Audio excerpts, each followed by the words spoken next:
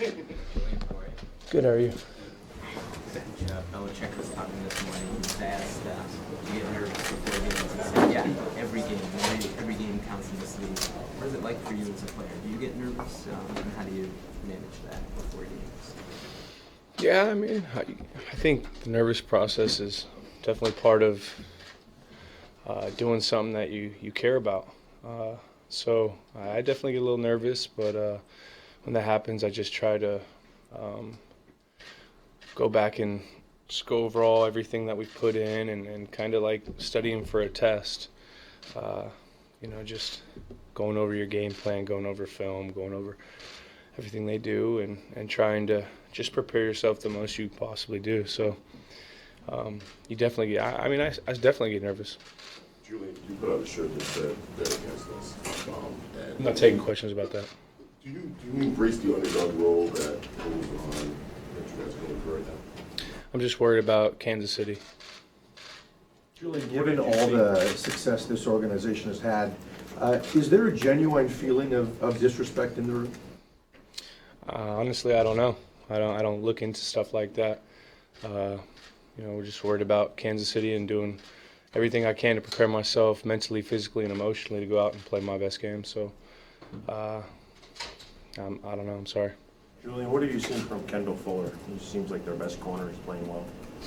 He's a very athletic guy that plays into their techniques very well. He's scrappy. He's got good quickness. He's got downfield speed.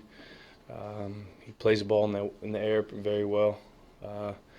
He's a good football player, and I'm gonna have to keep on doing everything I can these next 48 hours to prepare myself just in case I have to go against him.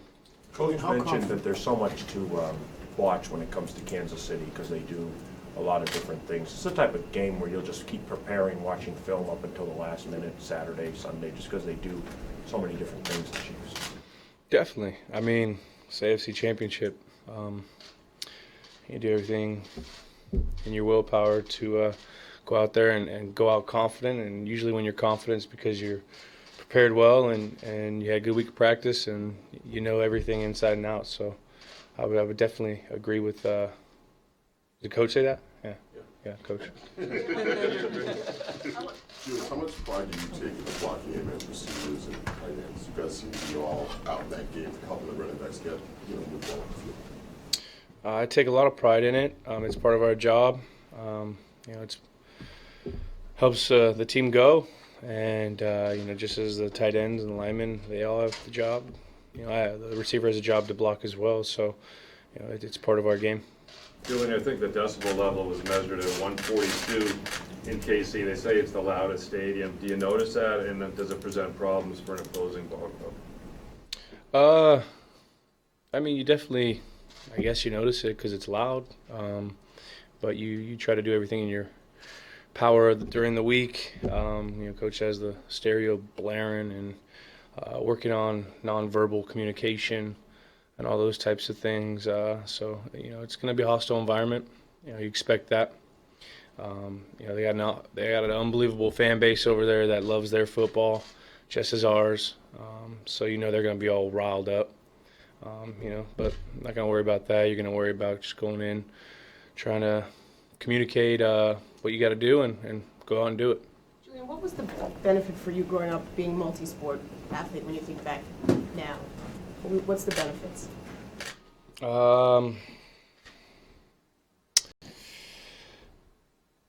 I don't know. Honestly, I'm just not even in that mindset. Sorry. I played in high school. So, versatility. A lot is made of Mahomes, obviously, having a baseball background. Do you ever think you could have played another sport professionally? Honestly, I'm just worried about the Kansas City Chiefs. I'm sorry. I'm not going to sit here and go down memory lane about high school Harry baseball player over here. You know what I mean? It wasn't very good. I'm playing football for a reason. Julian, how would you describe how confident you guys are heading into this game? I can't speak on anyone else, but personally, had some good practices. Take advantage of this time and try to be as confident as possible after this next 48 hours. I mean, this is an important time to tighten everything up, cross your T's, dot your I's, and just get ready. So. How much does it help that you guys have been in this situation so much and Kansas City hasn't? Honestly, I don't think it really helps at all because every year is a new team. This team's completely different than any team I've been on that's been here in New England, and we got a lot of young guys. There's some veterans, but I'm sure they have some veterans that have played important ball games as well. So. You guys have been so good with the screen game, and you've been involved in that. They're very good at defending that. What do they do so well against it? I think they chase very well. They got high motor guys. They got the savviness, and obviously they're well coached enough to kind of see those types of things and those plays, and they're high effort guys as well, with great athletic ability. So anytime you have that combination, it's definitely a good team that goes against screens. Yeah. On Sunday that you like being the bad guy. Do you get into a different headspace at all before a road game versus a home game? I mean, I guess you do, yeah. But I mean, we haven't been on the road in a while, so I'll talk to you after the game on that one because we still got a little more time to get in that headspace. Still Friday right now. I'm very routine oriented on it, honestly. So like, I don't answer it's because I was like, Considering you guys have been here before and they haven't, they want to get to where you are. Can you just talk about what you're expecting from them on Sunday? I expect their best. They're the one seed for a reason. They got an offense that can light up the scoreboard. They got a defense that can take away the ball, and they got special teams that complement both, that are very dangerous as well. So, you expect to play the one seed's best game, and that's what that's what you're preparing for. Julian, how has your mindset changed from maybe your first time in the AFC Championship game? Brown said yesterday that it's changed, that back then he thought that it was just, he took it for granted. Now he's not taking these big games for granted because you never know if you're going to go back. How have you changed from maybe a rookie to now? Mine's never changed. Could be your last game. Thank you. All right, guys. Jason McCourty's next. Hey, Jason. How you doing? How much are you looking forward to Sunday? Oh, man, a lot. I think myself and every guy in this locker room, you relish the opportunity to still be playing football this late in January. So it's a huge game, biggest game of our season, obviously. So guys are preparing their butts off to get an opportunity to go out there Sunday. Jason, two guys have admitted to being nervous, including Julian and Coach. Number 3, are you nervous? I'm nervous before every game. I'm nervous before a preseason game. I think it's those same pregame jitters. You're getting ready to go out there playing the game. You prepare all week. A lot goes into it. And I think when the results are so big, when the stakes are bigger, you're probably a little bit more nervous. And the one thing is something that you've done numerous times, over 100 times playing in NFL games. So I think once you get out there, once the game gets flowing, you settle down quick. How do you sleep the night before, though? I toss and turn a lot. That's normal, I think, for me. But at the end of the day, you go to sleep early enough that you make sure you get enough hours to be ready to go when kickoff starts. Listen, Patrick Mahomes has a unique style of play. How has the scout team quarterbacks done mimicking that for you this week to get you ready for that? We've done a good job, of obviously knowing what he does, trying to do some of the things as far as scrambling, trying to roll out and be able to buy time and make throws down the field. They've done a good job of challenging us, especially in the back end, of making sure we're keeping our eyes on the quarterback and we're doing the necessary things throughout the entirety of the play to make sure we end up on the successful side. Jason, having covered this team and other teams, this team especially seems to like football more and like playing with each other. Have you noticed that comparing from other locker rooms? This team seems to have a real love of the game and also for each other? I think those two things are definitely here in this locker room, but I would say the same for the other two organizations I play for. Throughout the year, guys build bonds, especially throughout training camp. You're just together so much, and I think those bonds carry on throughout the season and throughout any adversity you'd hit. I think sometimes I compare last year when I was in Cleveland. When you go 0-16, there's a lot of adversity, and those relationships grow a lot. So I think no matter what team I've been on, there's been a love for the game. It's a game you grow up playing, and then a love for one another as you go through different things throughout the course of a season. Jason, with Mahomes, is it rare? Have you ever faced another quarterback that makes you defend as much of the field for as long, for as many seconds on a certain play? Man, I can't say I have. And it's amazing. You turn the film on and you'll see him throw with his left hand, and you'll see him roll out to the right and throw the ball back across the middle to the other side of the field. And you'll just be like, how does he do this? And you'll think it's a one-time occurrence. And then you'll watch another game and he'll do the same thing. And then you watch another game and do the same thing. And he's doing it at a high success rate. So I think you really haven't seen a guy, I haven't played against a guy that does this so many times and really doesn't make mistakes while doing it and knows what he's doing when he's out on the run. And you can tell that this isn't something that came about this year. This is something that he was probably doing last year in practice for them, while he was in college. So a guy that's really good at his craft. Jason, is that kind of the byproduct of two stretch-the-field receivers and a dominant tight end, too?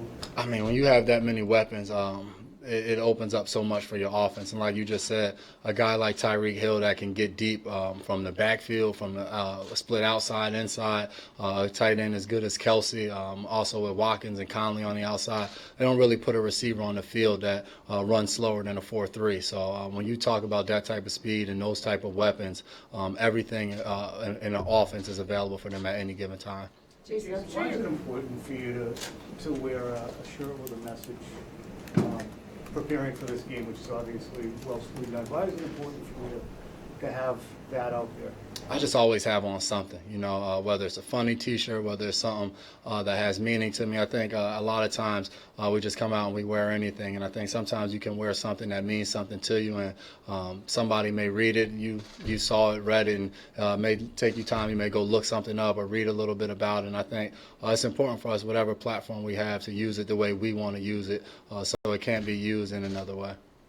Last year, do you remember the meme of your brother at the back as Tom was talking, and that look of like everybody should have somebody who looks at them the way Devin looks at Tom Brady? Yeah. There's been a few pictures like that over the years. So I guess I just wanted to ask you, 1 year now, you're close to the end of the season regardless, just what it's been like for you to be on the same team as Brady, and just what has impressed you, what you make of him, how you've gotten to know him, anything that's Are been you more. asking me, do I look at Tom Brady the same way Dev does? Without a doubt, I think 1 year Dev said he was a good-looking guy. I guess I won't go that far, but he's amazing to talk to. I think from afar you get to go against him multiple times. You get to study him. You get to see every time you go out and play, and you watch the games, and you just see how time after time he shows up and shows out. And I think being in that same locker room, asking him questions at certain times throughout the year, or just sitting on the sideline and listening to him tell a story or something of that nature, I think when you've reached a level of greatness that he has, it's just charismatic. Guys want to be around it. You want to hear about it. And for me, I think I look at myself, I'm like, man, I'm an old guy. I've been in the league for 10 years, and Tom's almost doubled my career. So it's just you enjoy the fact to talk to him about the history and the different things that he's been through. Can you think of one question you asked him that you love the answer this year? Not a question, but the fact that every time he sees me and Dev walk, he always goes, all right, guys, move a little closer. All right, spread out. And he always says, no matter where we're at in the building, we're no more than 6 inches away from each other. So that's kind of been an ongoing joke throughout the season. So, What have you learned about him this year that you think has been the key to him being successful for so long? I could never answer that question. We got another game to play. I don't know who could be listening. I don't want to give away any of Tom's secrets. With the shirts, Julian has the bet against his shirts. Is that a real thing in the locker room, kind of whether people don't believe in you or bet us against them kind of thing right now? I think that's for each individual guy.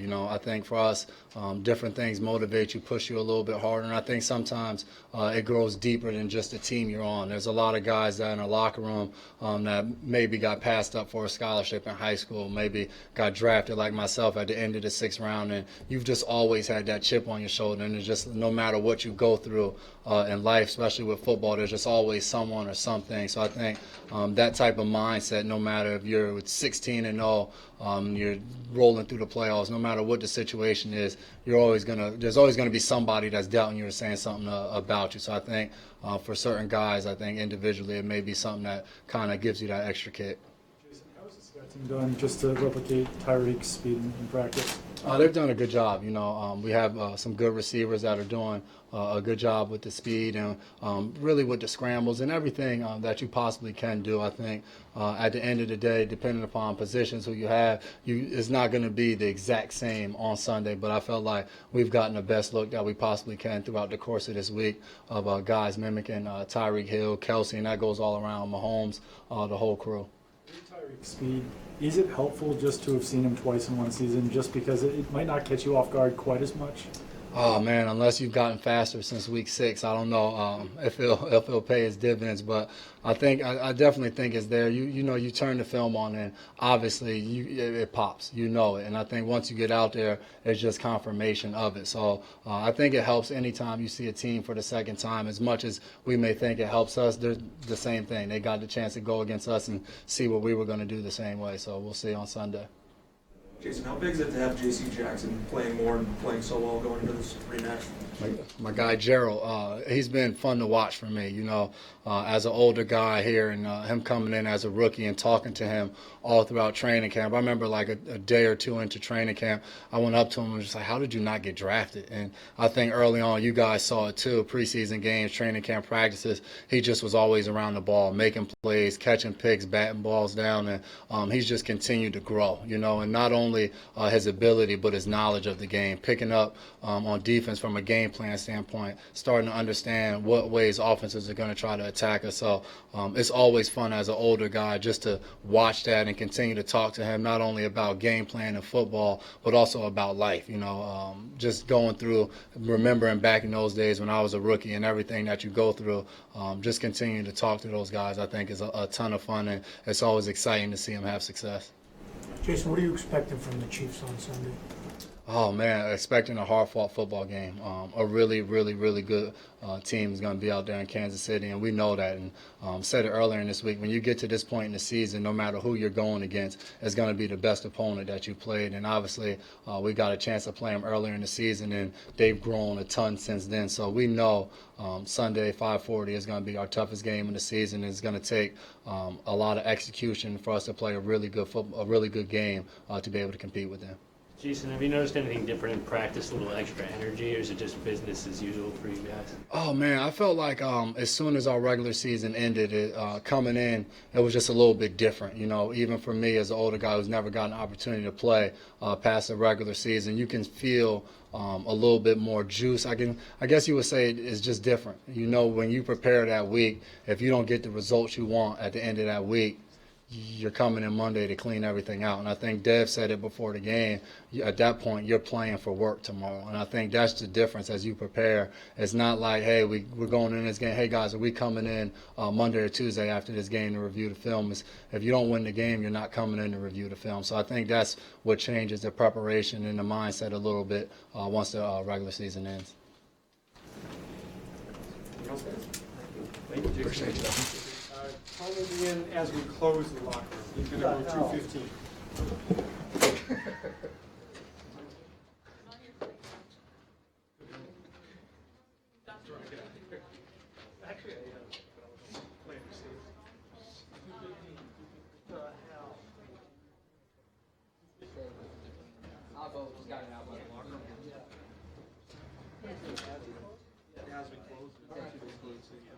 I'm not way. All right, great. All right, let's go in there and see what the hell's going on.